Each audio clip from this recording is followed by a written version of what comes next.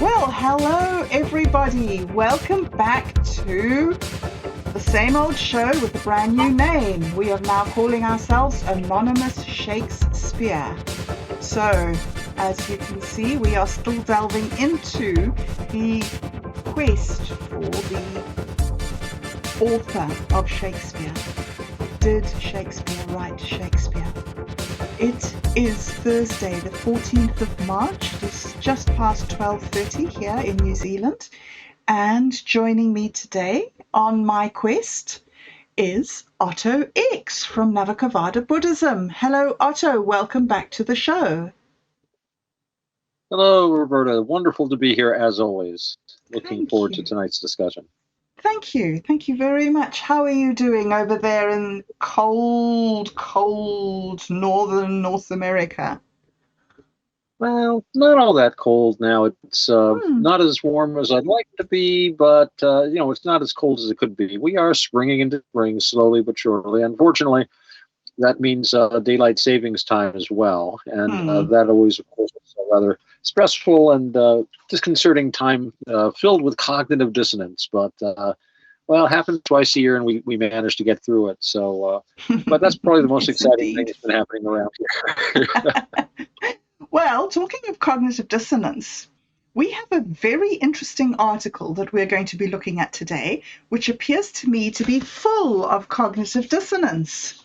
So let me just introduce the article. It was kindly suggested last week by one of the viewers. Thank you very much indeed, Ferrex Phasma, for suggesting this fascinating article by George Orwell, which is called Lear, Tolstoy, and the Fool.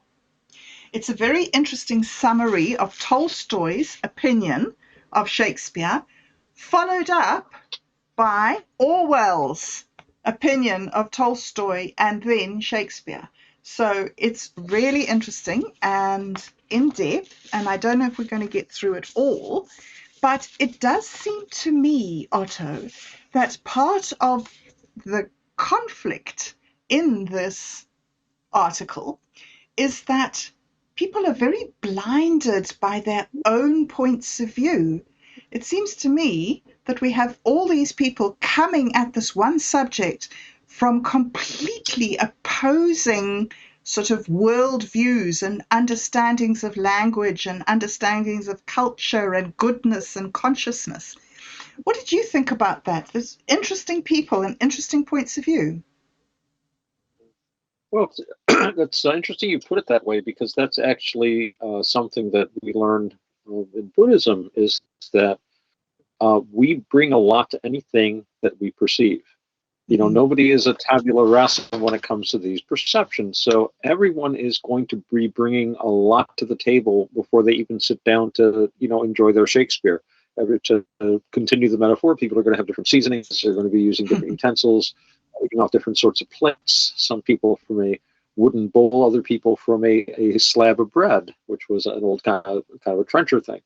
But so yeah, whenever we our senses encounter and endure anything, including a thought, because the mind is a sense, we are bringing a lot of our own preconceived notions, a lot of the way, we look for special and certain things in what we perceive. It's a sort of a truism, and in the song, man sees what he wants to see and disregards the rest. This is truer than not. And in this case, I think Orwell makes a very, very good argument that Tolstoy, when he was looking at Shakespeare, was very much looking at something that reflected his own life situation, particularly in the play of King Lear, and something which he did not like to see. And this also is a truism, and you may have noticed this in life, that very often we dislike people who are like ourselves. Because sometimes we meet people who are like us, but they're like us in ways that we don't particularly like about ourselves, and we spend a lot of time ignoring. Yes. And it's harder to ignore when you're seeing somebody else acting it out. And Orwell talks about how Tolstoy made similar life decisions to King Lear in the play, which led to similar consequences of basically being miserable because of his own decisions. And I think Tolstoy felt very uncomfortable with being reminded of some of his, rather unskillful actions is the nicest way to put it. Right. And of course, he's not to be blamed. No one's really to be blamed as far as that sort of thing goes. You do the best you can, but he apparently he had the sort of personality that had a lot of trouble dealing with that. I mean, I think a more skillful thing would, a more skillful way to approach it may have been if he'd said something like, "Well, that was a mistake. Maybe I should, change my course." But he stubbornly, hung on to what he was going to do right to the end of his life. And as Orwell points out, his life even ended arguably similarly to the way Lear's does. So that's one of the big elements about this pamphlet, he calls it. I think it was originally an introduction to a longer work that Tolstoy wrote on the subject. Mm-hmm. And I'd never heard of this, by the way. And I'm not, I'm not a great literateur. I'm not, especially not with the Russians. But and I can see why, because it's one of the weakest things that I've ever read by him. Mm-hmm. I've read some Tolstoy. I've read Karenina. Never got through War and Peace. But I was a little surprised at this, which is like basically polemical mudslinging. I didn't see a single convincing argument there, and it didn't take Orwell. I mean, Orwell pointed out the emptiness of a lot of them. Yes. Yes.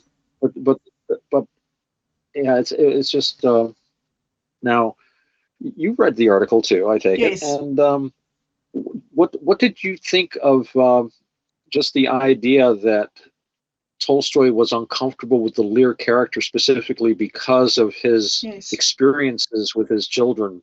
Having and you're a parent yourself. I'm not, so you've got a further insight on that. There's a special bond and a great deal of emotional energy between parents and children, and I was thinking this is something Tolstoy might have been afraid to look at. Well, before I answer that question, we're just going to welcome Roger Hansen live to the mix. Sorry. Sorry for that little break there, Otto. Hello, Roger. Are you there? Yeah, I'm here. Hey, welcome to the show. How are you today? I'm all right. So are you on the show actually right here and now? We're right here and now. We started 12:30. Just getting started. Just getting started. Okay. Yes? Do we have our... Figured you'd get here and I'll jump right in. So we were just talking about why it was that Tolstoy had decided to focus on King Lear, Roger. And it is fascinating to think that out of all the plays that he could have taken, he could have chosen to rip apart, that he chose this one about a person who was so similar to himself. And another interesting comment that Orwell makes in this article is that he talks about how the theme of King Lear being renunciation, and how later in his life, Tolstoy himself renounced, as you say, he renounced his privilege and wealth and position to live as a peasant and failed. So it's fascinating, though, that before he himself made his big renunciation, he was so against this play, this particular play of Lear, that was, as you say, so similar to him and so similar to his problems with his children and his issues, and strangely, even his death in the end.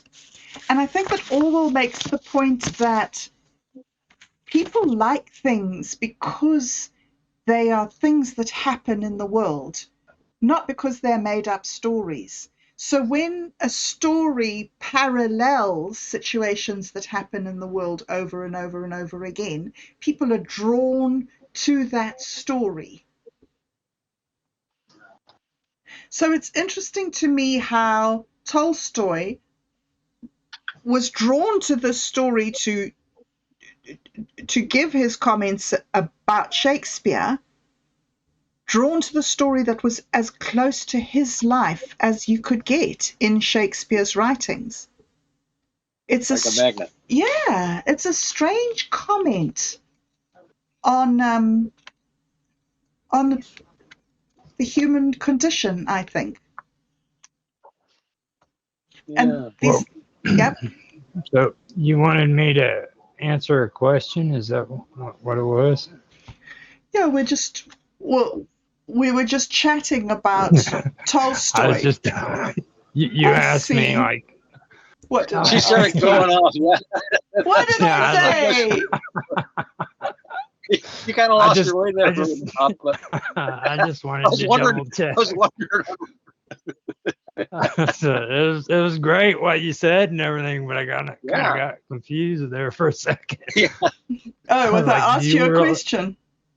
No, do you Yeah, yeah. really want me to answer any of that? You just jump in with your opinion. Just think. Well, like after the last show, I was talking about how when we get together, it was amazing to me because I didn't say cuss words. And like, there's one exception I have to make, and it's when it comes to Tolstoy.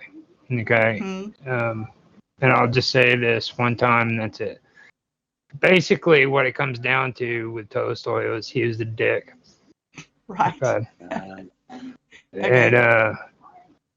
And he wasn't a very pleasant person.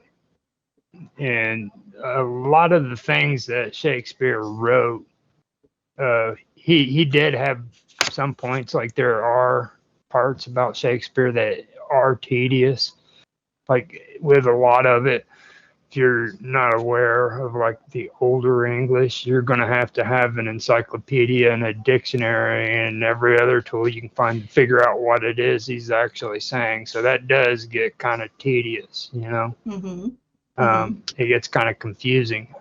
But the thing about Tolstoy that I disagree with is that I feel that Shakespeare's relate only to art and poetry. You know what I mean? Like when he made that statement where he says that it doesn't relate to art and poetry, I don't understand where he's coming from with that. You know what I mean? Because that's pretty much what it was. And a lot of his arguments, if you look at them and then you go to what we were discussing last week, relate to all of the older criticisms that were made by him, you know. Mm-hmm. So he's a lot of it that he was making his criticisms about was made before by Ben and Samuel Johnson. You know what I mean? Yes. Where he was mixing up kings and clowns and stuff like that. So mortals with fairies, and I mean these same criticisms were made. So he's just basically jumping on the bandwagon and adding the same rhetoric that was said before him, you know. And he tried to accuse him of being a plagiarist and stealing stuff. I mean that's Robert Greene right there. I mean, Robert Greene made the same claims during the time period, and it's just the same rhetoric, in my opinion, of what was being said. He was probably doing it for fame, to kind of build himself up as with a reputation and stuff. Because a lot of the stuff I read that you showed me there was pretty much just the same rhetoric, and I have a real hard time with Tolstoy. Like even when I read something that has something to do with him, it makes my head just freaking want to explode. I cannot handle Tolstoy. Mm-hmm. He just, like I actually tried to read some of his stuff, and while I was doing it, my brain was telling me, please stop reading this, you know. Right. Until finally I had to stop. I wouldn't get that way about hate. Yeah, that's it was like, please just stop. Don't abuse your poor brain. Yeah. So But that's my take on it. there's an interesting comment here from Ferox Phasma, who says that a compilation of Orwell's essays can be found in 2 volumes. The first one, Facing Unpleasant Facts, and the second one, All Art is Propaganda. Now that's interesting because you're just saying here that you think that Tolstoy was also against art. Well,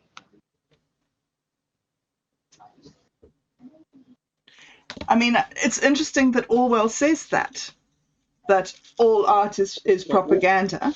Orwell definitely has his own idea of, this is an interesting article, and we've been talking about the first part where Yes. Orwell is basically, deconstructing, not that it needs very much deconstruction, Tolstoy's objections to Shakespeare, but then we get down to Orwell's version of Shakespeare. And again, now Orwell is basically, I mean, to my mind, he's creating a Shakespeare, just as Tolstoy created a Shakespeare. And, Orwell was a bit of a lefty, shall we say. And I'm looking at it, talking about Shakespeare being not that pleasant a fellow. After all, he would flatter the people in power. Things like that. Translation meaning that Shakespeare wrote heroic characters who were noblemen, or noble women for that matter.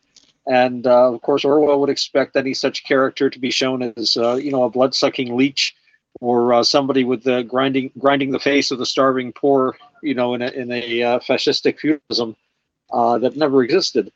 But so it's Orwell is writing from his own. He's bringing a lot too. Like we were saying before about, Tolstoy, as Buddhism tells us, brings a lot to what he's thinking about and what he's experiencing. He's looking for certain things. He's ignoring other things. And Orwell is doing the same thing here. He also goes out of his way to make a, what he calls humanism, atheism basically, and any sort of a spiritual deistic philosophy have to be mutually exclusive. You can only be one or the other. In other words, if you believe in an afterworld, then you have to be completely rejecting of this world. And on the other hand, his argument is that if you don't believe in an afterlife, and this is a common humanist argument, that therefore you put all of your investment in this world and you live a better life and so forth and so on, and then it's just a black hole. And of course, the trouble with that is that it quickly morphs into, well, if there's only a black hole, all that matters is how well I do, and that should be by any means necessary. Because after all, there's no objective morality. And again, I'm not saying that this is the case, but that this is very often, this is the logical extension of these ideas, basically epitomized in the phrase, nothing is true, all is permitted. And that's where Orwell, I think, takes us eventually. He probably would be very horrified by that idea. All of those Fabians would be very horrified by where their ideas took us, but they took us there nonetheless. So, but yeah, Orwell Shakespeare is also, I think, a bit of a projection of Orwell's idea, kind of like George Bernard Shaw's idea. I don't know, Bob, if you had a chance to look at those videos I sent you a link to. And unfortunately, not yet. No. Oh yeah, I'll make sure you get a link too, Roger. Basically, a wonderful thing done by the Encyclopedia Britannica, based on George Bernard Shaw's ideas about Shakespeare plays, and he talks about Shaw's idea of Shakespeare, and it's a very interesting one. But all 3 Shakespeares are completely different. Shakespeare. It's good we use that a logo with like a question mark over his face, because Shakespeare is one of those things that we project so much onto. He's sort of like the cloud images we look up into the sky. And you can see all the different shapes and stuff in the cloud. Everybody sees a little something different. Tolstoy had a Shakespeare, Orwell had a Shakespeare, George Bernard Shaw had a Shakespeare. We all have our own Shakespeare. And perhaps we get the Shakespeare we deserve. Certainly Tolstoy did. Yes, indeed. Well, we have a very interesting stream today because we have another guest who's just joined us, somebody who hasn't joined us before. So welcome to Mark Edworthy. Hello, lovely to have you with us, Mark. Hi. Hi. Hello. So, Mark, we've just started off.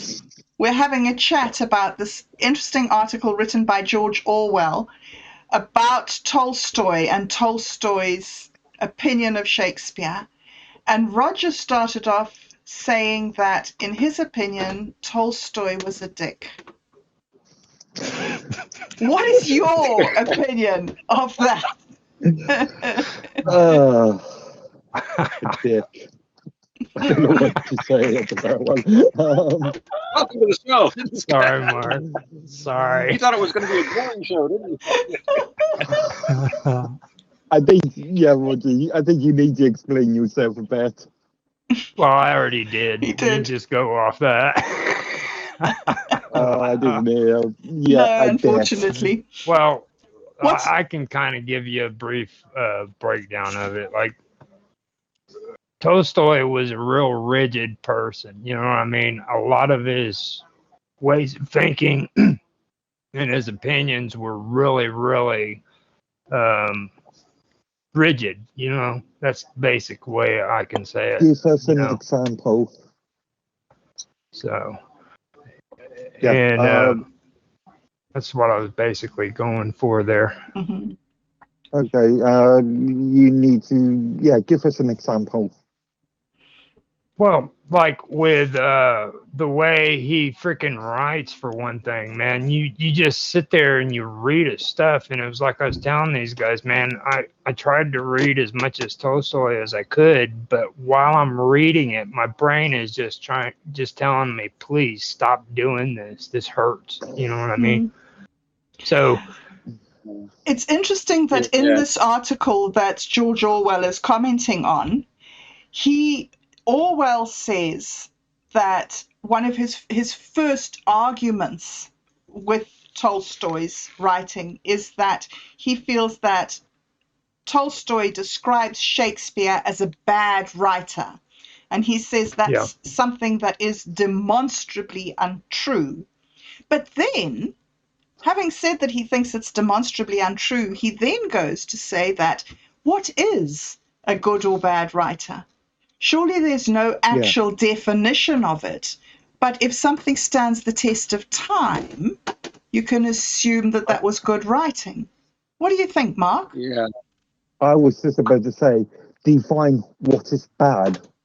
Bad is one of those words that could mean anything to anybody. But if a piece of text survives for let's say 100 plus years, then it must be of good in some respect. Mm-hmm. Yeah.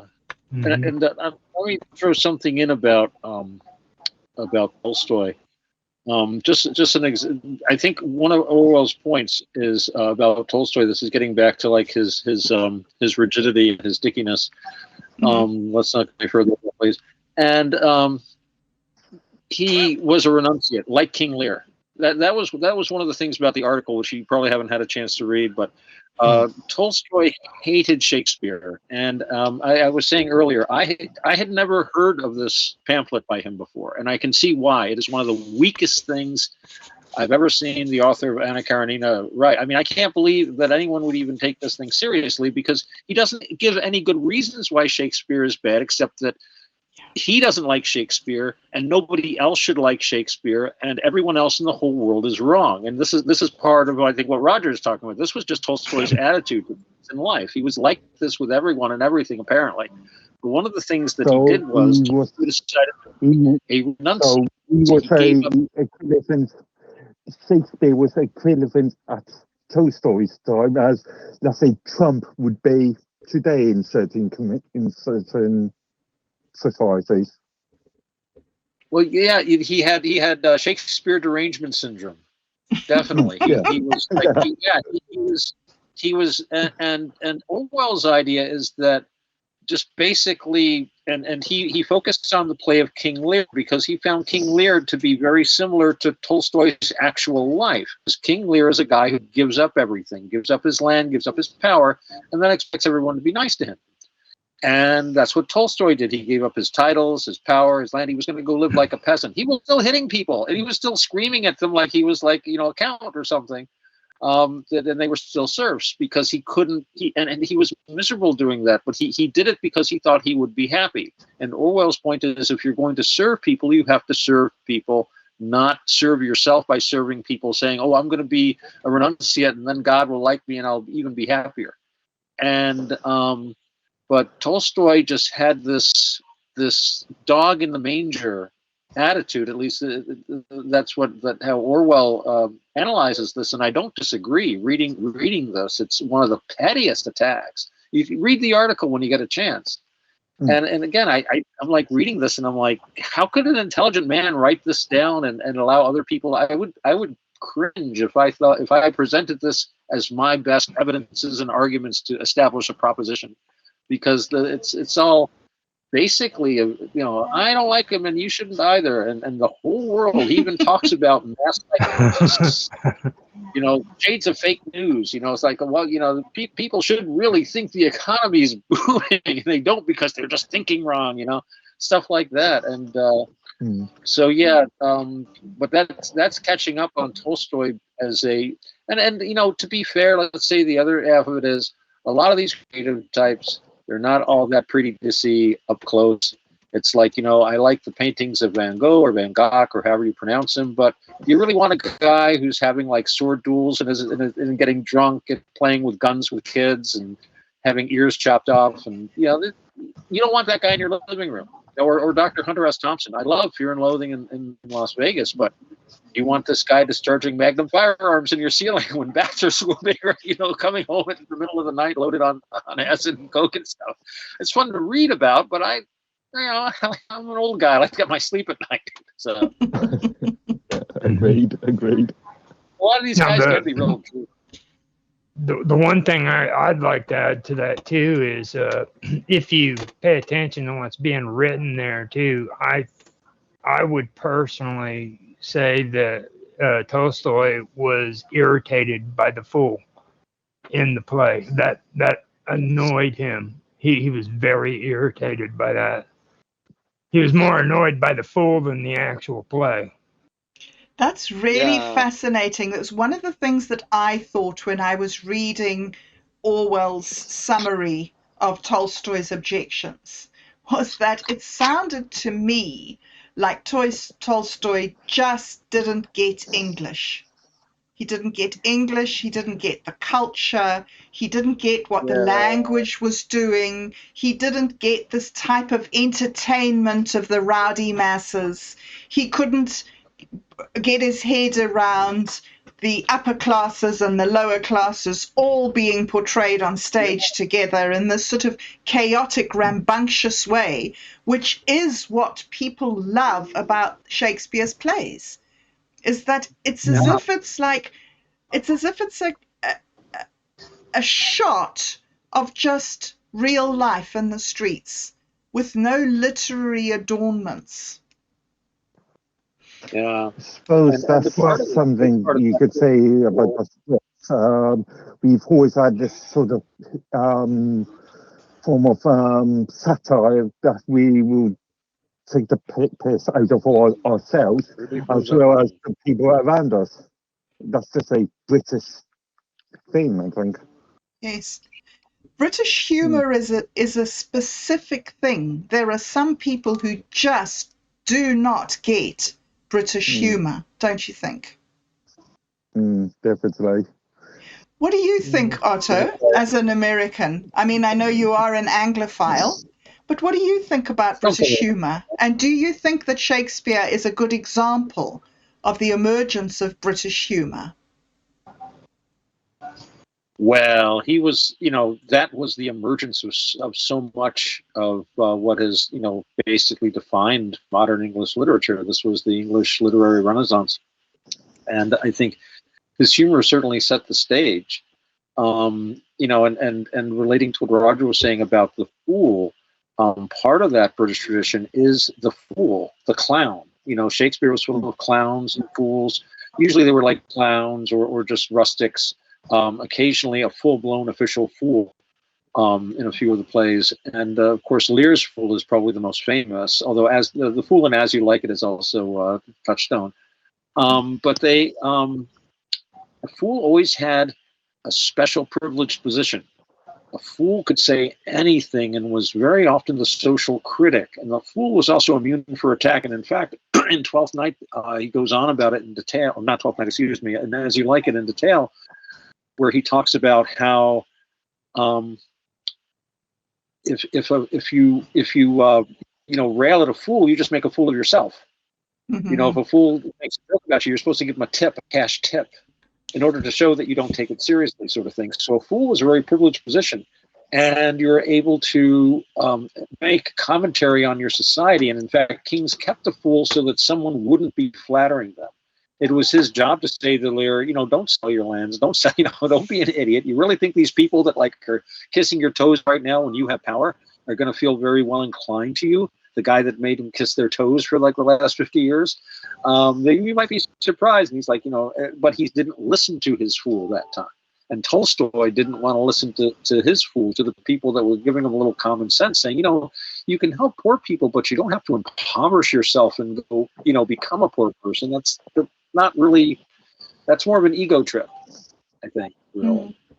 Mm-hmm. But as far as Shakespeare being, sort of by definition, he's going to be quintessentially British, and I think you can, and probably people have traced some of his stuff right to the later British music hall stage. Mm-hmm. Certainly, some of the jokes have been recycled that long. Yes, Roger, what do you think about Shakespeare, Tolstoy not understanding the English, the language in which the play was written? Do you think that's part of him hating the fool, is that he didn't understand the culture that the fool was coming out of? I think the fool represented him, and every time he read that play, he was seeing a bit of him in himself. And with a lot that's been discussed right here in this part, what really sticks out to me is when it was mentioned, Shakespeare's plays have continued to be admired over a long period because they corresponded to the irreligious and unmoral frame of mind of the upper class of his time and ours. Now, when I read that, I've made comments in some of the other episodes too about this. Like, that is so far off base because, the first off, royals, and especially the royal family, they didn't go down to the playhouses. That was where they considered the reprobates to be. And if plays were seen by the royals, it was seen in the castle. Okay. Nobles even never went to them. That was where they stayed away from, because that was beneath them in their state of mind. So when they make this this statement, it's completely unfounded because that's not the way it was back during that time period. It was, plays were generally performed in the palace where the nobles or the royalty lived. They didn't go to them. So that's the thing that really throws me off. It makes me think that a lot of this is being written down so that it could help out in the movement for communism during that time, because Orwell and all of them were all big into that, and they were always wanting to talk bad about royal families and about the upper class and stuff like that. So I can kind of see that. And during this time too, there was a movement that was going on where socialists were attacking older traditions and beliefs that were false, that people believed in the regions. Like you had the pan the Pan something that was in Russia, Pan Russian or maybe. But these were old folklores and stuff. Yeah. Yeah, And Pan-Slavic, racial blood, land, and race, or something like that. yeah, blood, Bread, land. blood, and land. Yeah. Yeah, there's those concepts. 2 points. Remember that Tolstoy died, what, 5-6 years before the revolution? Yeah, but come on. Well, to be fair, that revolution was the fruit of many, many years. I mean, that's what I mean. Yeah. Yeah, I mean, they didn't have a party, as such. This is way before Marxist-Leninism or anything wacky like that. But there were definitely currents that were working towards this, and it was the Fabian Society. These were currents that were working towards things. And when the Russian Revolution did arrive, it was the Fabians that welcomed it with open arms. And you can't really blame them because they believed in their own paradigm. And they would go on very careful tours of the new Soviet Union, and they'd see happy Potemkin villages and Potemkin factories, and so forth, and report this back to the West. But these were things that were being talked about even then. A lot of that's been suppressed. G.K. Chesterton, one of the most popular writers of his day, brilliant man, a great writer, except for his detective stories, has largely been, as they call it, memory hold. He would debate George Bernard Shaw regularly, and the general consensus was he usually got the better of the debates. They were good friends. Chesterton was great at being friends with people he disagreed with, a great trait. I wish more of us had it today. But he was one of the people pointing out, the logical extension of a lot of these ideas that were very popular then and which have been inculcated into our societies. Our societies have acted on them, and the results have not been uniformly successful.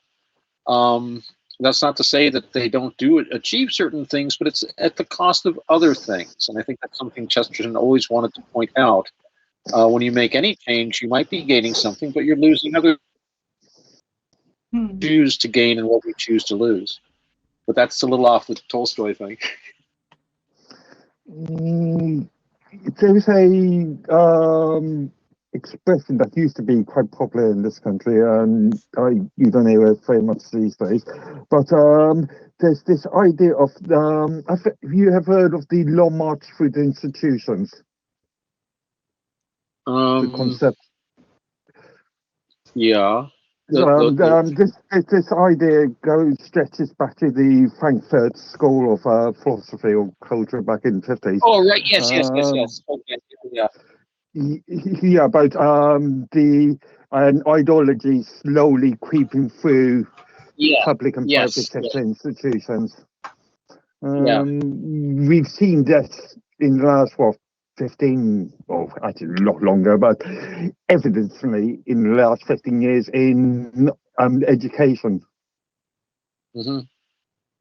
Where we've seen the increase of socialist or extreme socialist viewpoints.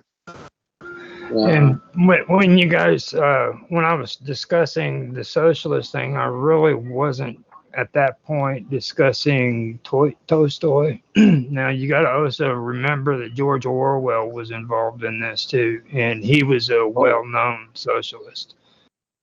Yeah. So that's kind of what I was getting at in that statement. It was more aimed towards George Orwell than it was Tolstoy. Oh, right. Yeah. Although he was carrying on some of those currents. And of course, Orwell had his own bad experiences with the party and wrote 1984, which was basically, that's a real life criticism of socialism, criticized from within. So I think it's pretty accurate. It's very, very interesting, I think. You were saying earlier, Otto, you were saying everybody has their own Shakespeare. And I think this is something maybe that I'm really thinking about or coming to with reading this, is that in some ways, I don't feel we're talking about Shakespeare at all. I'm not quite sure what we're talking about, but it seems like Tolstoy's talking about Tolstoy and Orwell is talking about Orwell, and nobody's really talking about Shakespeare. Exactly. Yeah. Yeah, well, in a certain sense, when we talk about Shakespeare, we're talking about ourselves. We've talked about Orwell, Shakespeare, and Tolstoy's and Shaw's, and of course, we all have our Shakespeares. But I'm reminded of Harold Bloom's Shakespeare. Bloom, of course, being probably the leading Shakespeare scholar and English, just basically the last of the great English literary men. I mean, as a critic, last of the great critics. He had his own Shakespeare, and he called himself a bardolater. He actually worshipped Shakespeare. He practically turned it into a religion, and he celebrated the resurrection of Sir John Falstaff in that wonderful bit in Henry IV where he pretends to be dead, and then he pops up again at the battle. And he would celebrate that every year. But he himself had an amazingly personal Shakespeare. And in fact, I've mentioned this to you before, Roberta, about he actually hated the play The Merry Wives of Windsor because he felt that Shakespeare didn't treat Sir John Falstaff properly and failed to accord his character the right kind of dignity. And he considered, he was just crawling to the royals with that one. He created Falstaff into this great anti-hero, this pacifist, this man that looked war in the eye and spat at it. And he did make some very interesting points about Falstaff's character. Falstaff's usually seen as the coward, and the prince always called him that, the cruel, cruel prince. Bloom hated the prince, saw a lot more hatred in the prince than I see actually in the play. But he points out about Falstaff that even though Falstaff has always been called a coward and this and that, the fact is that he is a soldier. The fact is that he does go to these wars, is an experienced soldier, and he does in fact lead his men, cannon fodder as they are, damnably as he's misused the king's press, as the phrase was that he did, taking all of that money for the healthy soldiers. He still was a soldier, and he was a soldier who knew that it's better not to fight, and a soldier that was not going to take any chances on the battlefield because he wanted to get home again. And a practical soldier who wanted peace because he knew what war was. This was Harold Bloom's Falstaff anyway. And again, Bloom, who again I think is probably unfortunately passed on not that many years ago, but a guy who was, I think arguably was the best person to talk about any aspect of Shakespeare that existed in the 21st century. He had a very twisted view of Shakespeare. So there's no objectivity when it comes to Shakespeare, even the greatest scholars. And down to each and every one of us. But that's not a bad thing. Part of it is that reflection off that unknown face. Who really was the author of these plays? That picture of the bard with the question mark. Perhaps it's not a question mark, but it's a mirror that Shakespeare holds up in front of us. Holding the mirror up to nature, right? Then what, right? So.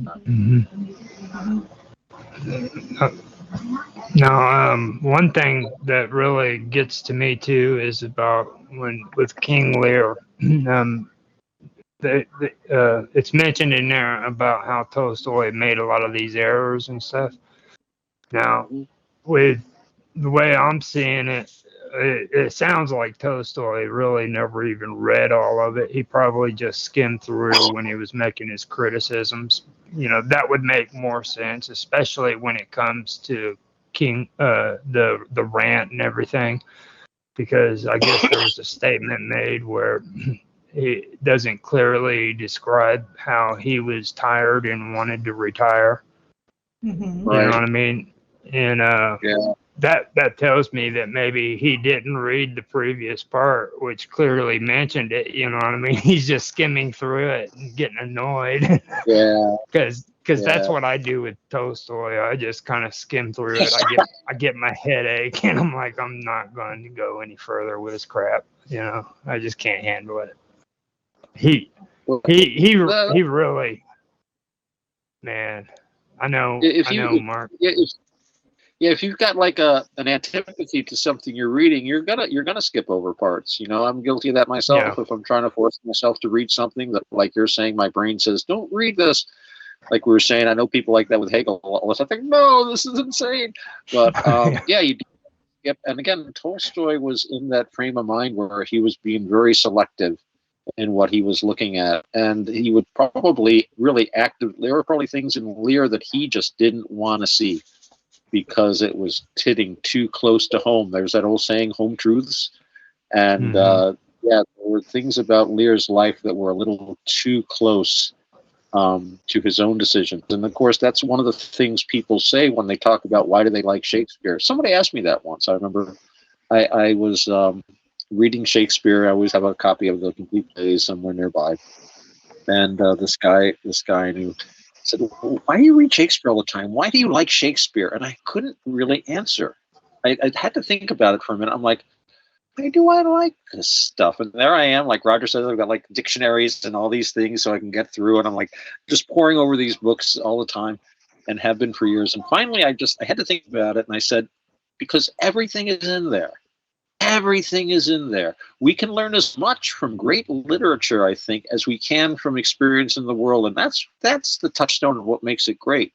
You know, Homer's Odyssey, Shakespeare's plays, Moby Dick, you know, and the Book of the New Sun by Gene Wolfe, which I think is going to be held in esteem. From these books, we can learn a lot about ourselves and about life, and we see ourselves reflected in them. And as we grow, like a book like the Book of the New Sun, I read in my late teens. I came back to it in my 30s. I'm reading it now in my 50s. It brings me something new each time. I see the depth of the knowledge that is reflected in it. And you know, the writer doesn't even always have to be conscious of what he's doing. That's another great thing about art. These things are reflected in it. That was part of what Orwell was saying, you know, well, you know, Shakespeare would have this or that deep thing, but it seems to be scattered through the play. The whole play is a reflection.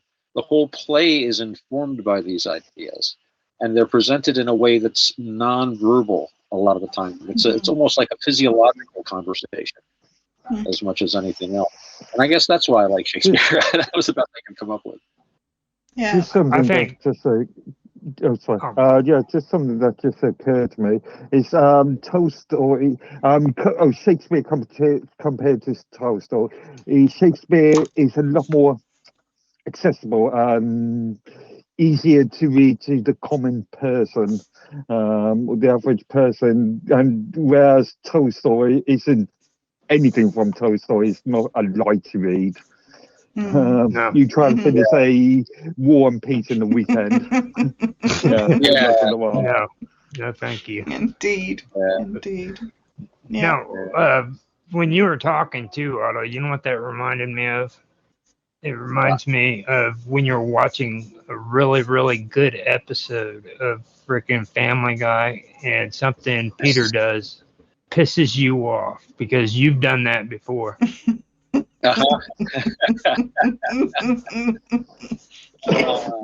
I know that. Yeah.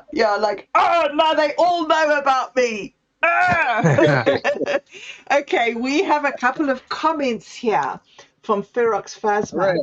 So thank you so much for joining in and for commenting. Let me read these comments to the panel. It says, interestingly, Bloom strongly disliked the Harry Potter books. That's true. Yeah. In a sense, Bloom is to Harry Potter as Tolstoy is to King Lear. If popularity is the litmus test, as Orwell claims, is he wrong about the Harry Potters? And then he says, to be clear, he is meaning Bloom. Was Bloom wrong about the Harry Potters? And then he says, I would argue. Yeah. I would argue that wait, see if Harry Potter is still remembered popular in 100 years' time. Yeah. Okay, Yeah. so Ferox Phasma says here in brackets, maybe this cannot be answered until it is seen whether Harry Potter is praised in a century hence. So He will be. He will Yeah, be. my point I'm is so sorry. amazed how many people watch and read Harry Potter. I mean, that just blows me out of the water. I mean, really, it does. You know, I think but how long has that? How long? Go on, Sorry, go on. how long has Harry Potter? Harry, I keep calling him Potter. Harry Potter. When was the first book written? Oh, it was a while ago. Yeah, but it's only within the last 20 years. Yes. Yeah, it hasn't been Would that have long. been. Yeah, Yes. 10 or 15 years maybe. Yes. So Yeah, when you're my age, and more than likely, Harry Potter didn't really become a thing into the films. yeah, that's a good What do you point. think? It's more of a movie thing. I think it'd be interesting to see I what the don't book think sales are. so. I mean, yes and no. But I mean, the first book of Harry Potter just went like crazy. It went viral. It Yeah. was everybody read it. And then the other I- books that came along, she sort of wrote them with a view to putting them in the screen because the first one had just Yeah. exploded. So it's very Yeah. hard to really separate it out, I think. There are some Right. writers that actually, I think their work is very easily adapted to the screen, conscious or unconscious, and that can help a lot. P.G. Woodhouse's writing was like that. Actually, I always found, and of course, he did work a lot in theater. But I actually did read the first Harry Potter book after it had been out for a while, and I was like, all right, well, I'll look. I like fantasy, and I remember reading it and thinking, it's not a bad book at all. I don't see why people are so super excited by it. And I did like the end. I thought the ending had a pleasant twist. Yes. But I thought it was, and perhaps, and thinking about it just now, maybe the reason it was so popular is because I found it a very unchallenging book. It was not a challenging book to read. I like a challenging book to read. Book of the New Gene Wolf. Oh my God. It took me, I don't know, 3 or 4 readings before I figured out that Severian is not a reliable narrator. What's going on here? But the Harry Potter book was very accessible. It wasn't challenging. Of course, I didn't read any of the other books, but the story was just a story. I kept expecting there to be more plot twists. I guess maybe I read too much detective fiction, but it was Harry Potter was also aimed the demographic that was aimed at was teenagers anyway. So you don't want anything overly complex, I think. Exactly. On a writing aspect, okay, I've actually heard a little bit about that, and it's actually in the story because you got to understand that where the story starts out is very important, okay? And one thing they focused on was the fact that Harry Potter was getting on a train, okay?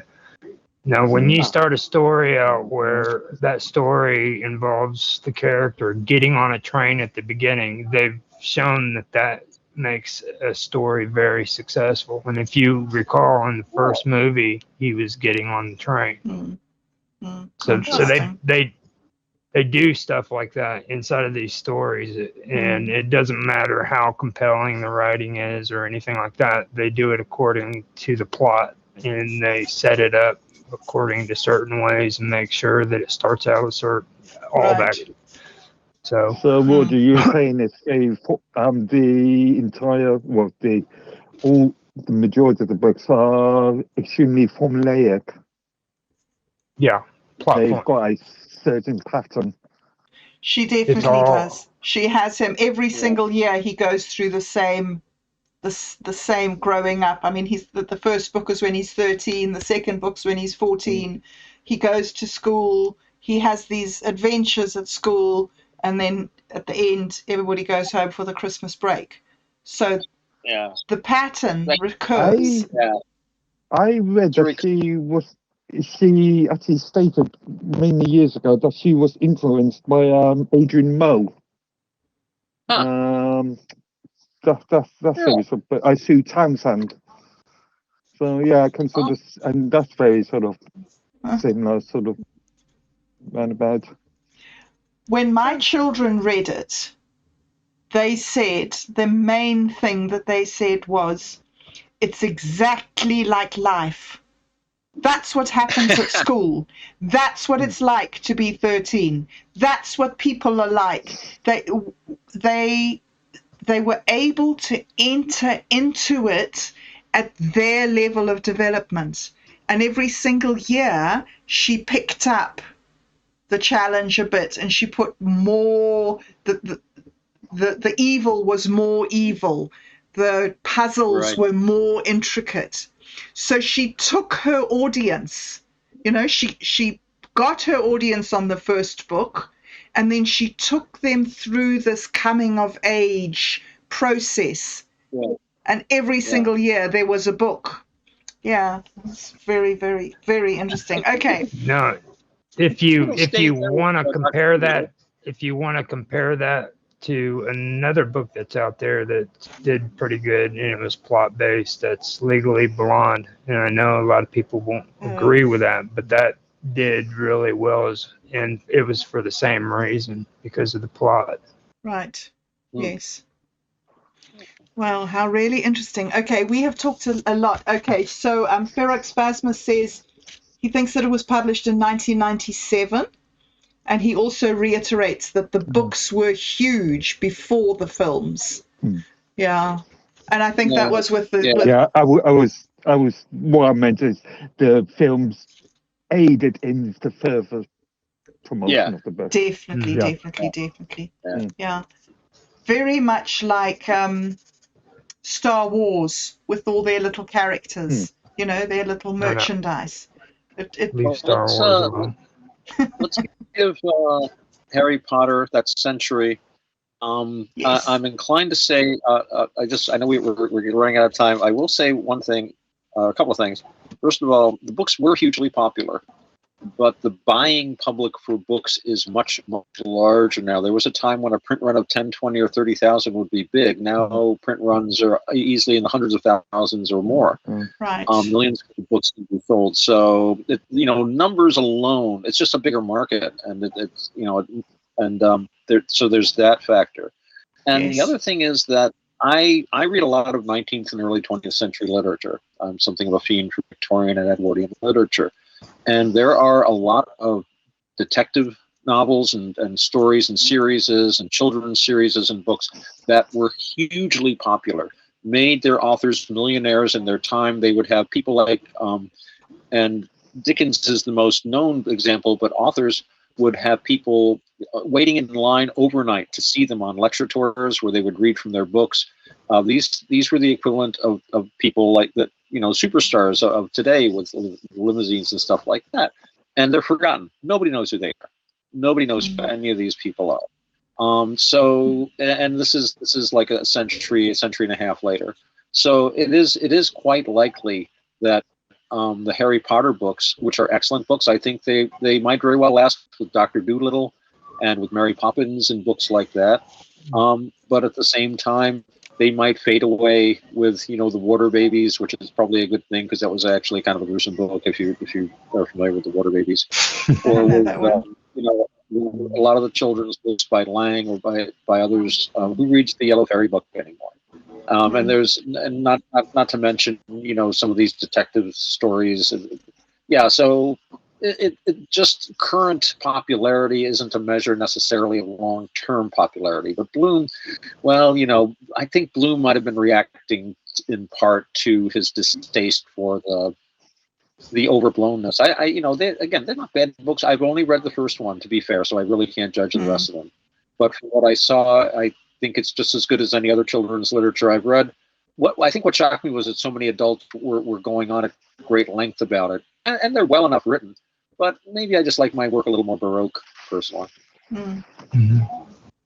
Now, wasn't it Orwell or was it Tolstoy who made that was Orwell in that you had me read about talking about a craze or not a craze? Yes. How Shakespeare was just a craze. Yeah, and that's all it was. Exactly. Yeah, that's what But now he's a Tolstoy crazy thought. Yeah. That it's a pretty long craze. I mean, it's the 1600s. I think it's cultural baggage by now. Yeah. So, guys, we have run out of time, but I have to read this final sentence and ask you for your opinion as we exit. This is my final question to you. Orwell says Shakespeare had a considerable streak of worldliness in him, and if he'd been forced to take sides in his own play, his sympathies would probably have lain with the fool. But at least he could see the whole issue and treat it as the level of a tragedy. Vice is punished, but virtue is not rewarded. So do you think that that is an accurate depiction of Shakespeare from your perspective? Roger, I'll start with you. I think it's a good perspective for the men who wrote Shakespeare. They all did a good job, and congratulations. Awesome. Mark, what do you think? I was just thinking Vice would be punished, and was the Vice would be punished, and virtue would be ignored. Virtue is not rewarded. Yeah. Again, it's not rewarded. I'm just thinking these days, Vice is rewarded and virtue is punished. But That's the modern I way. don't know. Back then, obviously there was the sort of Catholic Protestant argument, Anglos, Christian, and Roman Catholic argument. As a looking at it from a sort of Roman Catholic idea, virtue is always rewarded because you will obviously go after, and vice will always be punished. I don't know. We were in very interesting times back at that point. From the English sort of Christian sort of point of view, anything could be considered as vice. Remember, Protestants didn't like to have fun. There's no joke about Protestants hated fun. Well, yeah. I don't know. Interesting. Interesting. Otto, what's your thought? I want to comment that thing about fun. I'm always reminded of the fact that when the Puritans took over the government of England, they banned bear baiting, torturing dogs and bears. But they didn't ban it because it was bad for bears. They banned it because the crowd enjoyed it. Oh, wow. They didn't care about the bears and the dogs. They just cared about the crowd having a good time. But I think just a minor point on that. Sorry, just a minor point on that. Roger was talking about, or was it Roger that was talking about the sort of royalty and the upper class is not going to the theatre because again, it was another form of fun. And if you are if you're a proper English Protestant, fun, no. Or if you didn't have your fun, you did it privately at home where no one could see. And, it was all very restrained, and then it was all right. Yes. Mark Twain had trouble with his family when he married because they were all very well, they came from a different background, shall we say, and he was a heavy smoker of cigars and pipes, and they saw cigars and pipe smoking as very, very low class. They did everything they could to get him to quit, and he was miserable. It was the driest part of his life when he was in Buffalo. And but they all took snuff. So they were still taking their nicotine fix. It was simply the way they were doing it in a private way. It wasn't like this ostentatious show. So yeah, that is often the way with that. But getting to the idea of the fool and vice and virtue, I would say that saying that Shakespeare takes the voice of the fool or would take the side of the fool, I think that's more projection. I think we have to look at Shakespeare or whoever that was, whatever team that might have been, and I think that all the voices can be assigned. I mean, I've seen so many times people say, look, one of Shakespeare's characters said this in support of, monarchy. So he was a monarchist, or he had a Roman Catholic monk as a character. Therefore, he was a recusant, a secret Roman Catholic. Or he said this in criticism of religion. He was a secret atheist. And he has his fool make social commentary. He was a social critic. Well, he was a social critic in as much as he was holding the mirror up to nature. He decried in the article, they're decrying the fact that, well, he can only make these social criticisms hidden away as the fool and just kind of like, not being very forward and strong about it. And what was the one line he said? Shakespeare used many masks, which I thought is very interesting in terms of the authorship question, because I think there are a lot of masks there because there's a lot of voices. And he says how Shakespeare had to say these things through many masks, and he's ignoring completely, and we've talked about before, which was the Elizabethan police state, which routinely arrested and tortured authors they didn't like. I believe Ben Jonson was imprisoned at least 4 times over plays he'd written, and tortured at least once, the poor kid, and so forth and so on. So, to criticize whoever wrote the Shakespeare plays for not standing right up there on the stage publicly with his bare face hanging out and saying, you know what, I think the Queen was wrong about that. When that was all it was. I don't know, something happened, his head fell off here, somewhere between here and the tower. Don't know how it happened, Marm, but that's okay. It must have been the Vikings or something else like that. Wow. And as far as vice being punished and virtue not rewarded, I think you can see that in Lear in that particular play. That's part of the pathos of it. I think it was Dr. Johnson who hated the way Lear ended. He rewrote it so that it had a happier ending, and Tolstoy apparently really hated the ending too. But part of the power of that play is the fact that in that play you can arguably say that, well, vice is eventually punished, but virtue isn't particularly rewarded. And this is unfortunately often what we experience ourselves in real life.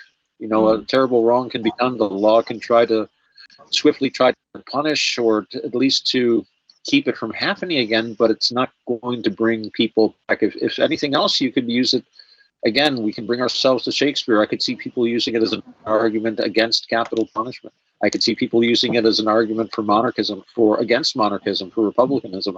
There's so many ways we can look at it, but that phrase is what I get out of it. That yes, this is unfortunately what we often encounter and endure ourselves in life, and that's why this play in particular really touches us. I have a lot of trouble reading Lear, personally, and of course it's a very long play, and they usually conflate it. There's 2 versions actually, but we're not going to get. But we're signing off. We're not going to get to the We are, unfortunately, we do have to sign off. I would just like to thank you guys. Thank you, Otto. Thank you, Mark. Thank you, Roger, for being here, for your insight and perspective. It's fantastic that you are prepared to give up your time to investigate this hot topic. And I'd also, while I'm thanking you, I would like to thank you guys who watched, particularly Ferox Phasma, and I am going to leave us with Ferox Phasma's final thought.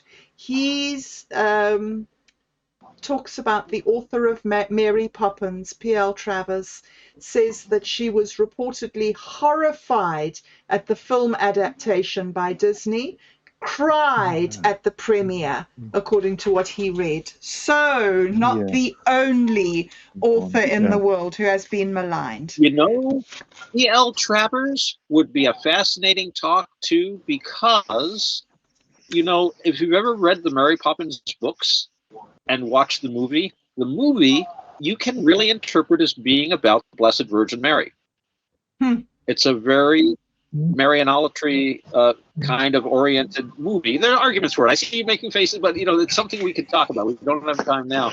But the other aspect of it is, if you read the books, I read all the Travers books during lockdown because I said, I'm going to read these. So I just sat and I did a lot of reading. And I started noticing things and references to this and that. And I'm like, I read about this in Uspensky. I've read about this in Araj. What's going on here? This is like the work. And I'm reading more and more. And I'm like, there are openly Gurdjieffian concepts being introduced in these books. So I looked her up. She was one of the circle that was around him when he passed on in Paris. She was a very hardcore. She hung out at the Priory. So yeah, she was very much a Gurdjieffian, and this actually informed her writing of Mary Poppins. I don't know how many people are aware of this. And I mean, it's not overly pronounced, but there are scenes in those books that are, I think parents today, if they actually read them, there's this fun whole thing with Mary Poppins and this giant serpent. That like it's. I'm not going to go. You might read the book, and maybe it's something we can talk about on another day. But yeah, just reading that first Mary Poppins books can open your eyes if you've only seen the movie. Well, guys, we obviously have a lot more discussion in us. So I think we've also got more things in this article to unpack. And there's the things that you've been talking about, George Bernard Shaw. So we will be back again next week. Thank you guys for being here. Thank you, listeners, for being with us. It's great to have you along. Thank you for your involvement and for the comments. Please remember, if you do have any questions or any things that you'd like us to look at in future, don't hesitate to drop it in the comments. Thank you guys for being with us. Thank you, listeners. We will see you again this time next week. But for today, goodbye.